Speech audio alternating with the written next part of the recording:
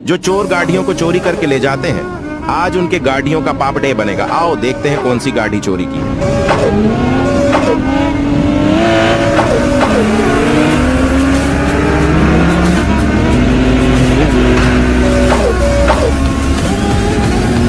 लगता है यही गाड़ी चोरी की है, लेकिन उसे देखने से पहले बेटा मुझे देखकर इग्नोर मत करना। इस बार जो भी एग्जाम में पास होना चाहता है मैं पास कर दूंगी, मगर मेरा भी एक काम करना होगा। तुम्हें इस वीडियो को एक लाइक और चैनल को सब्सक्राइब करना होगा और 5 सच्चे मित्र को शेयर करना होगा। और मेरे बेटे जाते जाते कमेंट में सरस्वती मान लिख दे। और इसका तो पाप डे बन ही